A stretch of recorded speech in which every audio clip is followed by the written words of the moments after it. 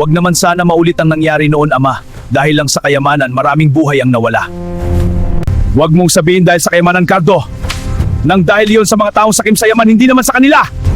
Ang kayamanan na mayroon tayo ay kayamanan pa ng mga ninuno mo, Cardo. Nabubuhay tayo para protektahan ang kayamanang yan.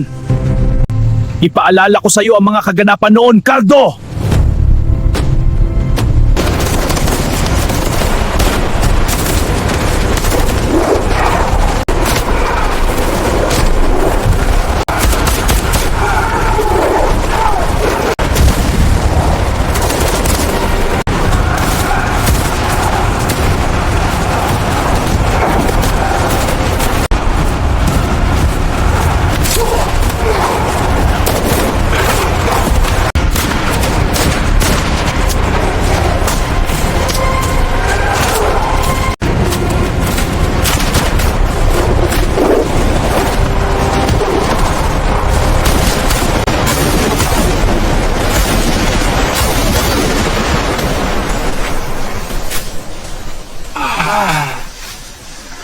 Dahil sa tatay ng babaeng yun, namatay ang aking ama, Cardo!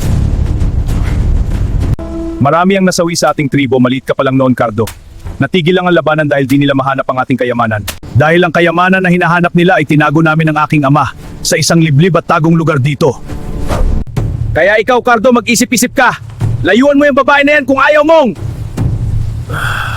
Kung ayaw mong dumanak ang dugo at maraming masawi sa ating mga nasasakupang tribo, Cardo!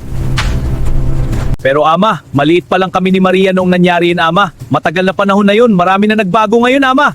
Hindi mo kilala si Don Alvaro, Cardo. Sakim sa yaman ng taong yun. Walang awa kung pumatay. Kahit bata di niya pinatawad. Makuha lang ang yamang ginto ng ating ninuno.